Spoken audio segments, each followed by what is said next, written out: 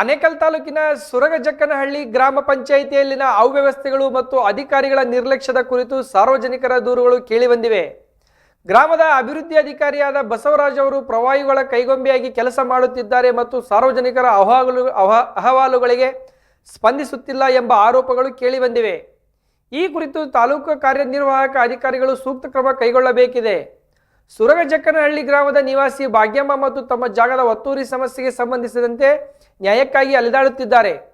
ಭಾಗ್ಯಮ್ಮ ಅವರ ಖಾನೇಶಮಾರಿ ನಂಬರ್ 24/1 ಮತ್ತು 24/2 ಜಾಗದಲ್ಲಿ ದೇವರಾಜು ಎಂಬುವವರು ಒತ್ತುವರಿ ಮಾಡಿ ಮನೆ ನಿರ್ಮಿಸುತ್ತಿದ್ದಾರೆ ಎಂದು ಅವರು ಆರೋಪಿಸಿದ್ದಾರೆ. ಈ ಬಗ್ಗೆ ಗ್ರಾಮ ಪಂಚಾಯಿತಿಗೆ ದೂರು ನೀಡಿದರೂ ಯಾವುದೇ ಪ್ರಯೋಜನವಾಗಿಲ್ಲ ಎಂದು ಭಾಗ್ಯಮ್ಮ ಅವರು ಆರೋಪಿಸಿದ್ದಾರೆ. ಗ್ರಾಮ ಪಂಚಾಯಿತಿಯಲ್ಲಿ ದಾಖಲಾತಿಗಳ ನಿರ್ವಹಣೆಯಲ್ಲಿ ಲೋಪದೋಷಗಳು ಕಂಡುಬಂದಿವೆ. ಭಾಗ್ಯಮ್ಮ ಅವರು ನೀಡಿದ ಅರ್ಜಿಯಲ್ಲಿ ಖಾನೇಶಮಾರಿ ಸಂಖ್ಯೆ 24/2 ಎಂದು ನಮೂದಿಸಿದ್ದರೆ ನೋಟಿಸ್ನಲ್ಲಿ 22/2 ಎಂದು ನಮೂದಿಸಲಾಗಿದೆ. ಇದು ಅಧಿಕಾರಿಗಳ ನಿರ್ಲಕ್ಷ್ಯವನ್ನು ಎತ್ತಿ ತೋರಿಸುತ್ತಿದೆ. ನ್ಯಾಯಾಲಯದ ಆದೇಶಗಳನ್ನು ಸಹ ಪಾಲಿಸದೇ ಇರುವುದು ಮತ್ತಷ್ಟು ಗಂಭೀರ ವಿಷಯವಾಗಿದೆ. ಗ್ರಾಮ ಪಂಚಾಯಿತಿಯ ಕೂಗಳತೆ ದೂರದಲ್ಲಿರುವ ಸಮಸ್ಯೆಗಳಿಗೆ ಅಧಿಕಾರಿಗಳು ಸ್ಪಂದಿಸುತ್ತಿಲ್ಲ. ಭಾಗ್ಯಮ್ಮ ಅವರು ಗ್ರಾಮ ಪಂಚಾಯಿತಿ ಮತ್ತು ಪೊಲೀಸ್ ಠಾಣೆಗೆ ಅಲೆದಾಡಿದರೂ ನ್ಯಾಯ ಸಿಗುತ್ತಿಲ್ಲ ಎಂದು ಗೋಳಾಡುತ್ತಿದ್ದಾರೆ. ಇದು ಗ್ರಾಮ ಪಂಚಾಯಿತಿಯ ಕಾರ್ಯವೈಖರಿಗೆ ಹಿಡಿದ ಕನ್ನಡಿಯಾಗಿದೆ. ಈ ಎಲ್ಲ ಬೆಳವಣಿಗೆಗಳು ಆನೇಕಲ್ ತಾಲೂಕು ಆಡಳಿತದ ಗಮನಕ್ಕೆ ತರಬೇಕಾಗಿದೆ. ಈ ಮಾಹಿತಿಗೆ ಸಂಬಂಧಿಸಿದಂತೆ ದೂರರಾದಂಥ ಭಾಗ್ಯಮ್ಮ ಅವರು ನಮ್ಮ ಜೊತೆ ಸಂಪರ್ಕದಲ್ಲಿದ್ದಾರೆ. ಭಾಗ್ಯಮ್ಮ ಅವರು ಏನ್ ಸಮಸ್ಯೆ ಆಗ್ತಿದೆ ತಮ್ಗಲ್ಲಿ? ಸರ್, ನಮ್ಗೆ ಸಮಸ್ಯೆ ಅಂತ ಅಂದ್ರೆ ನಂದು 2 ನಂಬರ್ 24/1 24/2 ಖಾನೇಶಮಾರಿ ನಂಬರ್ಗಳು ನಮ್ಮ ತಾಯಿ ಕಡೆಯಿಂದ ನಾನು ಕೊಂಡ್ಕೊಂಡಿದೀನಿ. ರಿಜಿಸ್ಟರ್ ಆಗಿದೆ, 9-10 ಎಲ್ಲ ಆಗಿದೆ, ಈ ಖಾತಾನು ಆಗಿದೆ ಸರ್. ನನಗೆ ಈಗ ಬಂದ್ಬಿಟ್ಟು 2010-12 ಅವ್ರು ಗೋಡೆ ಕಟ್ತಾ ಇದ್ರು. ಅವಾಗ ನಾನು ಕೇಳಿದ್ದಕ್ಕೆ ಯಾಕ ಆಗ್ತಾ ಇದೀರ ಗೋಡೆ, ನಮ್ ಕಡೆ ಗೋಡೆ ಬಿಟ್ಕೊಂಡಿದಾರೆ. ನಮ್ಮ ಗೋಡೆ ಹಳೆ ಗೋಡೆ ಇತ್ತು, ಅಂಟ್ಕೊಂಡಂಗೆ ಈಗ ಪೋರ್ಟಿಕೋ ಬಿಟ್ಬಿಟ್ಟಿದ್ದಾರೆ, ಅದೇ ಸಜ್ಜಾ ಬಿಟ್ಬಿಟ್ಟಿದ್ದಾರೆ ಮುಂದಕ್ಕೆ. ಯಾಕೆ ಬಿಡ್ತಾ ಇದ್ದೀರಾ ಅಂತ ನಾನು ಕೇಳಿದಾಗ ಅವಾಗ ಅವರು ಜಗಳ ಮಾಡಿದ್ರು. ನಾನ್ ಬಂದ್ ಪಂಚಾಯತಿನಲ್ಲಿ ನಾನು ದೂರ್ ಕೊಟ್ಟಾಗ ಅವರು ಕೋರ್ಟ್ಗೆ ಹೋಗಮ್ಮ, ನೀನು ಕೋರ್ಟಿಂದ ಒಂದು ಆರ್ಡರ್ ತಗೋಬಮ್ಮ, ಅವಾಗ ನಾವು ಒಡ್ಸಾಕ್ತಿವಿ ಅಂತ ಹೇಳಿದ್ರು ಸರ್. ನನ್ಗೆ ಯಾರು ಹೇಳಿದ್ರು ನಿಮಗೆ ಪಂಚಾಯತಿಯಲ್ಲಿ ಈ ಮಾತನ್ನ? 2010-12 ಹೇಳಿರೋದು ಸರ್ ಇದು ಈ ಮಾತು. ಯಾರು ಹೇಳಿದ್ದಾರೆ? ಅವರು ತುಳಸಿನಾಥ್ ಅಂತಿದ್ರು PDO. ಅವರು ಅವಾಗ ಇದ್ರು, ಅವರು ಹೇಳಿದ್ರು. ಆಮೇಲೆ ಸರಿ ಈಗ ಏನ್ ಸರ್, ಇವಾಗ ಏನ್ ಸಮಸ್ಯೆ ಇದೆ ನಿಮ್ದು? ಏನ್ ಸ್ಥಿತಿ ಇದೆ ನಿಮ್ ಸಮಸ್ಯೆ? ಆಗ ನಾನು ಕೋರ್ಟ್ಗೆ ಹೋಗ್ಬಿಟ್ಟು ಈಗ ಡಿಸೆಂಬರ್ 19 ರೀಸೆಂಟ್ ಆಗಿ ಆರ್ಡರ್ ಆಗಿದೆ. ಆ 2 ಆಸ್ತಿಗಳು ನಂದೇ, ಯಾರಿಗೂ ಯಾವ್ದೇ ರೀತಿ ಇದು ಇಲ್ಲ ಅಂತ ಹೇಳ್ಬಿಟ್ಟು ಆರ್ಡರ್ ಆಗಿದೆ. ಪರ್ಮನೆಂಟ್ ಇಂಜೆಕ್ಷನ್ ಆರ್ಡರ್ ಆಗಿದೆ, ಡಿಕ್ರೀಡ್ ಆಗಿದೆ ಸರ್ ನನ್ನ ಹೆಸರಿಗೆ 2 ನಂಬರು. ಇದಕ್ಕೆ ಮತ್ತೆ ಯಾವ ತರ ಗ್ರಾಮ ಪಂಚಾಯತಿ ಅವರು ಕ್ರಮ ಕೈಗೊಳ್ಳುತ್ತಿದ್ದಾರೆ? ಏನಾದ್ರು ಸ್ಪಂದಿಸ್ತಾ ಇದ್ದಾರೆ? ಪಂಚಾಯತಿಯವರು ಅಂದ್ರೆ ನಮ್ಮ ಪಕ್ಕದ ಮನೆಯವರು. ಈಗ ನಮ್ಮ ಹಳೆ ಗೋಡೆ ಇದೆ ಸರ್, ನನ್ನ ಒಂದು 50-60 ವರ್ಷದ ಗೋಡೆ ಇದೆ ಹಳೇದು.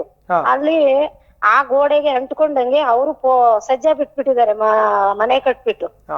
ನಾನು ಇಲ್ದಿದ್ದ ಟೈಮಲ್ಲಿ ಯಾವಾಗ 2010-12 ಜಗಳ ಮಾಡಿದಾಗ 1 ವಾರ ನಾನು ಇರ್ಲಿಲ್ಲ ಸರ್ ಮನೆಯಲ್ಲಿ.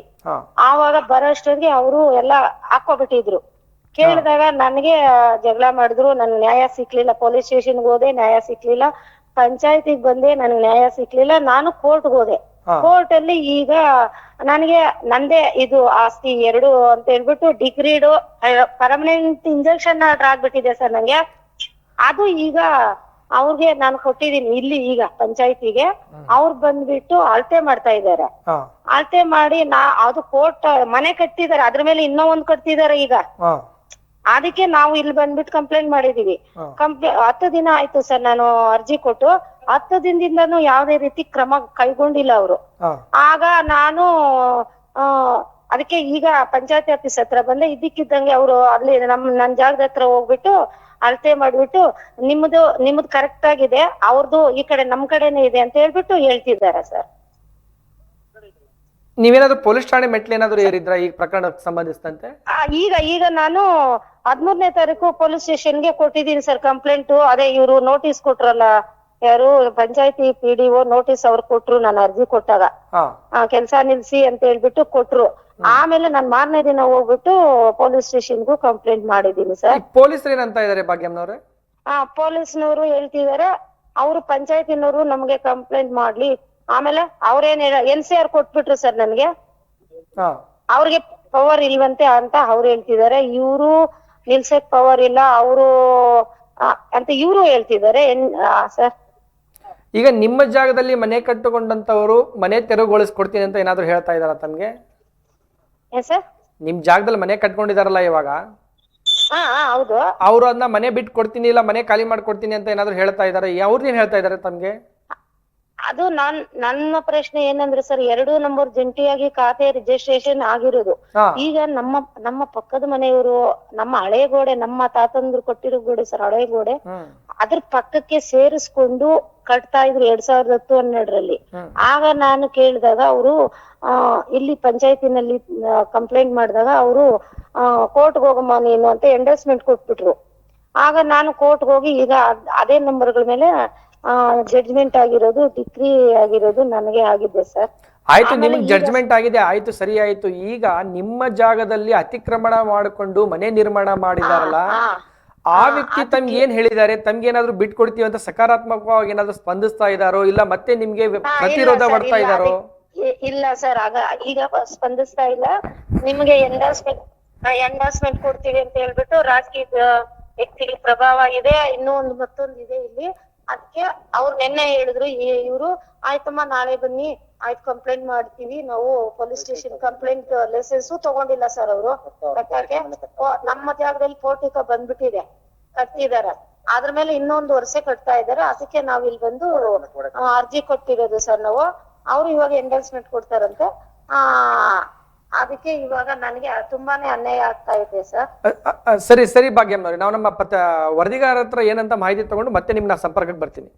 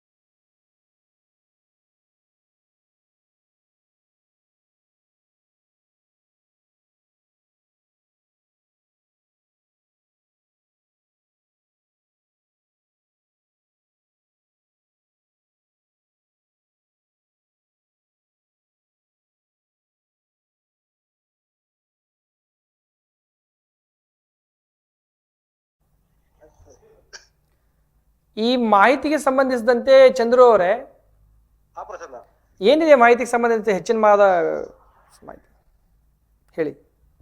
ಪ್ರಸನ್ನ ಏನು ಆನೇಕಲ್ ತಾಲೂಕಿನ ಏನು ಸುರಗಜಕ್ನಳ್ಳಿ ಗ್ರಾಮ ಪಂಚಾಯತಿ ವ್ಯಾಪ್ತಿಯಲ್ಲಿ ಇರ್ತಕ್ಕಂತ ವ್ಯಾಪ್ತಿಯಲ್ಲಿ ಬರ್ತಕ್ಕಂತ ಈ ಒಂದು ಘಟನೆಯನ್ನ ನಡೆದಿರುವಂತದ್ದು.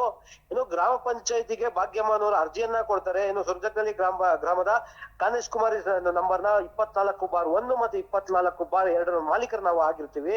ಈ ಒಂದು ವಿಚಾರಕ್ಕೆ ಸಂಬಂಧಿಸಿದಂತೆ ಈಗಾಗಲೇ ನಮ್ಮ ಬಳಿ ಕೋರ್ಟ್ ಆರ್ಡರ್ ಕೂಡ ಇದೆ. ಕೋರ್ಟ್ ಆರ್ಡರ್ನ ಮುಖಾಂತರ ನಮ್ಗೆ ನಮ್ಮ ಜಾಗವನ್ನ ಬಿಡಿಸ್ಕೊಡಿ, ನಮ್ಮ ಜಾಗನ ಒತ್ತುವರಿ ಮಾಡಿ ಕಟ್ಕೊಂಡಿದ್ದಾರೆ ಏನೋ ಆ ವಿಚಾರವಾಗಿ ಅರ್ಜಿಯನ್ನ ಗ್ರಾಮ ಪಂಚಾಯತಿಗೆ ನೀಡಿದ್ರೆ, ಗ್ರಾಮ ಪಂಚಾಯತಿ ಅಭಿವೃದ್ಧಿ ಅಧಿಕಾರಿ ನೀಡಿರ್ತಕ್ಕಂತ ಏನು ಗ್ರಾಮ ಪಂಚಾಯತಿಯಲ್ಲಿ ಗ್ರಾಮ ಪಂಚಾಯತಿಯಲ್ಲಿ ಭಾಗ್ಯಮ್ಮನ ಜಮೀನು 24/1 ಅಥವಾ 24/2 ಅಂತ ನಮೂದಾಗಿರ್ತದೆ.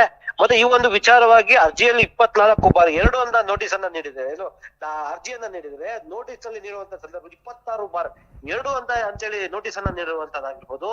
ಮತ್ತೆ ಈ ಒಂದು ಗ್ರಾಮ ಪಂಚಾಯತ್ ಕೂಗಳ ದೂರದಲ್ಲಿ ಇರ್ತಕ್ಕಂತ ಒಂದು ಘಟನೆ ನಡೀತಾ ಇರ್ತದೆ. ಇವು ಘಟನೆ ಒಂದು ಯಾವುದೇ ಒಂದು ಗ್ರಾಮ ಪಂಚಾಯತಿ, ಅದರಲ್ಲೂ ಮುಖ್ಯವಾಗಿ ಗ್ರಾಮ ಠಾಣಾ ಜಾಗದಲ್ಲಿ ಏನಾದ್ರು ಒಂದಷ್ಟು ವಿಚಾರ ಈ ರೀತಿಯಾದಂತಹ ಜಗಳಗಳಾಗಿರ್ಬೋದು ಮತ್ತಷ್ಟು ಒಂದೊಂದು ವಿಚಾರಗಳನ್ನ ನಡೆದಾಗ ಗ್ರಾಮ ಪಂಚಾಯತಿ ಅಭಿವೃದ್ಧಿ ಅಧಿಕಾರಿ ಅದನ್ನ ಕೂಲಂಕುಷವಾಗಿ ಚರ್ಚಿಸಿ ವಿಚಾರವನ್ನ ಮತ್ತು ದಾಖಲೆಗಳನ್ನ ಸಂಪೂರ್ಣವಾಗಿ ಪರಿಶೀಲಿಸಿ ಒಂದಷ್ಟು ವಿಚಾರಗಳನ್ನ ಯಾವ್ದು ಸರಿ ಯಾವ್ದು ತಪ್ಪು ಅನ್ನೋದನ್ನ ಗ್ರಾಮ ಪಂಚಾಯತಿ ಅಭಿವೃದ್ಧಿ ಅಧಿಕಾರಿ ಹೇಳ್ಬೇಕಾಗತ್ತೆ. ಬಟ್ ಈ ಸುರಗಜಕ್ನಳ್ಳಿ ಗ್ರಾಮ ಪಂಚಾಯತಿ ಅಭಿವೃದ್ಧಿ ಅಧಿಕಾರಿ ಅಂತ ಈ ಬಸವರಾಜ್ ಏನಿರ್ತಾರೆ, ಇಂತ ಒಂದು ಭ್ರಷ್ಟ ಅಧಿಕಾರಿನ ಎಲ್ಲೂ ಕೂಡ ನೋಡ್ಲಿಕ್ಕಿಲ್ಲ. ಯಾರು ಅರ್ಜಿ ಕೊಟ್ಟ ಸಂದರ್ಭದಲ್ಲಿ ಹೋಗಿ ನಿಲ್ಸಕ್ಕಂಥದ್ದು ಮತ್ತೆ ಈ ಒಂದು ನಾನು ಸತ್ಯ ಹರಿಶ್ಚಂದ್ರ ಒಂದು ರೀತಿಯಲ್ಲಿ ಕೆಲಸನ ಮಾಡ್ತಿದ್ದೀನಿ. ಮತ್ತೆ ನಾನು ನಿಷ್ಠಾವಂತ ಅಧಿಕಾರಿ, ನಾನು ಯಾವುದೇ ರೀತಿಯ ಏನು ಕಾನೂನು ಅಡಿಯಲ್ಲಿ ಬಿಟ್ಟು ಬೇರೆ ಅಡಿಯಲ್ಲಿ ಕೆಲಸವನ್ನ ಮಾಡೋದಿಲ್ಲ ಅನ್ನೋನ್ನ ಮೇಲ್ನೋಟಕ್ಕೆ ತೋರ್ಪಡಿಸ್ಕೊಂಡು ಯಾರು ಭಾಗ್ಯಮ್ಮ ಅಂತೀರ ಅವ್ರನ್ನ ನೀವು ಅದನ್ನ ಕ್ಲಿಯರ್ ಮಾಡ್ಕೋಬಿಡಿ, ಅದೇ ಸೆಟಲ್ಮೆಂಟ್ ಮಾಡ್ಕೋಬಿಡಿ ಮತ್ತೆ ಅನ್ನೋದನ್ನ ಹೇಳೋದಾಗಿರ್ಬೋದು. ಮತ್ತೆ ಇದಲ್ಲದೆ ಏನು ಭಾಗ್ಯಮ್ಮ ಈ ಒಂದು ಸುರ್ಪುರಿ ಗ್ರಾಮ ಪಂಚಾಯತಿ ನೀವೇನ್ ಮಾಡ್ತಾ ಇದ್ದೀರಾ, ಈ ಒಂದು ವಿಚಾರ ನಮ್ ಗಮನಕ್ಕೆ ಬರೋದಿಲ್ಲ. ನಾವು ಎಂಡೋರ್ಸ್ಮೆಂಟ್ ಅನ್ನ ನೀಡ್ತೀವಿ, ಇದು ನಮ್ಗೆ ಇದು ಈ ಒಂದು ನೀವೇನು ಅರ್ಜಿ ಕೊಟ್ಟಿದ್ದೀರಾ ಇದು ನಮ್ ಪಂಚಾಯತ್ಗೆ ಮಟ್ಟಕ್ಕೆ ಬರೋದಿಲ್ಲ ಅನ್ನುವ ರೀತಿ ಹೇಳಿಕೆಗಳಾಗಿರ್ಬೋದು. ಈ ರೀತಿ ಇವೆಲ್ಲ ನೋಡ್ತಾ ಇದೆ. ಗ್ರಾಮ ಪಂಚಾಯತ್ ಅಭಿವೃದ್ಧಿ ಅಧಿಕಾರಿ ಎಂತ ಭ್ರಷ್ಟ ಇದ್ದಾನೆ, ಮತ್ತೆ ಆತನ ಕೆಲಸ ಏನು ಅನ್ನೋದೇ ಅದನ್ ಗೊತ್ತಿಲ್ಲ. ಆ ಗ್ರಾಮ ಪಂಚಾಯತಿ ಅದ ಏನ್ ಕೆಲಸ ಮಾಡ್ಬೇಕಾಗತ್ತೆ, ಮತ್ತೆ ಏನ್ ಕೆಲಸ ಮಾಡ್ಬೇಕು, ಏನೆಲ್ಲ ಅದ್ರ ವ್ಯಾಪ್ತಿಗೆ ಒಳಪಡುತ್ತೆ ಅನ್ನೋದು ಕನಿಷ್ಠ ವಿಚಾರಗಳನ್ನ ತಿಳಿದೇ ಈತ ಗ್ರಾಮಾಭಿವೃದ್ಧಿ ಅಧಿಕಾರಿ ಆಗಿದ್ದಾನೆ ಅಂತ ಹೇಳ್ಬೋದಾಗಿದೆ ಪ್ರಸಾದ. ನಮ್ಗೆ ಗ್ರಾಮ ಪಂಚಾಯತಿ ಅಭಿವೃದ್ಧಿ ಅಧಿಕಾರಿ ಅವ್ರದ್ದು ದೂರವಾಣಿ ಸಂಖ್ಯೆ ಸಿಗ್ಬಹುದಾ? ಖಂಡಿತವಾಗ್ಲೂ ಪ್ರಸನ್ನ, ಈಗಾಗಲೇ ಅವ್ರನ್ನ ನಾನು ಭೇಟಿ ಕೂಡ ಮಾಡಿ ಆ ವಿಚಾರವನ್ನ ಕೂಲಂಕುಷ ವಿಚಾರ ತಿಳಿಸಿದ್ರೆ, ಸರ್ ಈ ಒಂದು ವಿಚಾರವನ್ನ ಕಂಪ್ಲೀಟ್ ನಮ್ಗೆ ಯಾವ್ದು ನಮ್ಗೆ ಬರೋದಿಲ್ಲ, ನಾವು ಎಂಡೋರ್ಸ್ಮೆಂಟ್ ಅನ್ನ ನಿಲ್ತೀವಿ ಮತ್ತೆ ಬೇಕಾದಂತ ಒಂದು ನಿಟ್ಟಿನಲ್ಲಿ ಅದು ಬೇಡದೆ ಅಂತ ವಿಚಾರಗಳನ್ನ ಮಾತಾಡೋದಾಗಿರ್ಬೋದು. ಬೇರೆ ವಿಚಾರಗಳನ್ನ ಮುಂದೆ ರೂಲ್ಸ್ ಗಳನ್ನ ನಿಯಮಗಳನ್ನ ಇವರೇ ಅರ್ಜಿ ನೀಡಿರ್ತಾರಲ್ಲ ಅವ್ರಿಗೆ ಹೇಳೋದಾಗಿ ಒಂದಷ್ಟು ವಿಚಾರಗಳನ್ನ ಮಾಡ್ತಿದ್ದಾರೆ. ಈಗಾಗಲೇ ಭಾಗ್ಯಮ್ಮನವರು ಮೇಲಾಧಿಕಾರಿಗಳ ಗಮನಕ್ಕೆ ತಗೊಬಂದು ಮೇಲಾಧಿಕಾರಿಗಳ ಬಳಿ ಹೋಗ್ತಾ ಇದ್ದಾರೆ ಅಂತಾನೆ ಹೇಳ್ಬೋದಾಗಿದೆ ಪ್ರಸನ್ನ.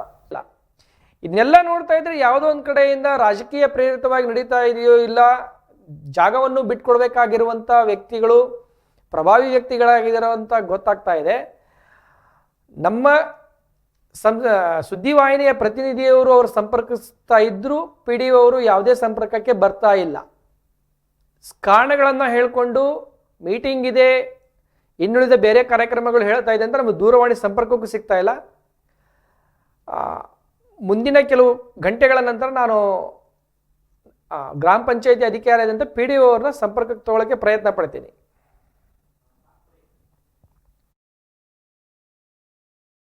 ಸಬ್ಜೆಕ್ಟ್ನಲ್ಲಿ ನನಗೆ ಈಗ ನನ್ನ 2 ನಂಬರುಗಳು ನಮ್ಮ ತಾಯಿ ಕಡೆಯಿಂದ ನಾನು ರಿಜಿಸ್ಟ್ರೇಷನ್ ಮಾಡಿಸ್ಕೊಂಡಿದ್ದೀನಿ. ಹೀಗಾಗಿ ನನ್ನ ಮೈನ್ಯೂಟ್ ಇನ್ನು ಎಲ್ಲ ಕೋರ್ಟಲ್ಲಿ ಒಂದು ಆರ್ಡ್ರ್ ಆಗಿದೆ ಅದ್ರ ಮೇಲೆ, ನನ್ನ ಆಸ್ತಿ ಮೇಲೆ. ಅದು ಇವಾಗ ನಮ್ಮ ಪಕ್ಕದ ಮನೆಯವರು ನಮ್ಮ ಗೋಡೆಗೆ ಅಂಟ್ಕೊಂಡಂಗೆ ಜಾಗ ಬಗ್ಗೆ ಕಟ್ಕೊಂಡು ನನ್ನ ಮೇಲೆ ಗಲಾಟೆ ಮಾಡ್ತಿದ್ದಾರೆ. ಹಾಗಾಗಿ ನಾನು ಕಂಪ್ಲೇಂಟ್ ಮಾಡಿದ್ದೀನಿ. ಅವರು ಪೊಲೀಸ್ನವರು ನನಗೆ ರಕ್ಷಣೆ ಕೊಟ್ಟಿಲ್ಲ. ಆಮೇಲೆ ಪಂಚಾಯತಿನವರು ಒಂದು ನೋಟಿಸ್ ಅಂತ ನಾನು ಅರ್ಜಿ ಕೊಟ್ಟೆ ಪಂಚಾಯತಿಗೆ, ಅವರು ನೋಟಿಸ್ ಕೊಟ್ಟರು.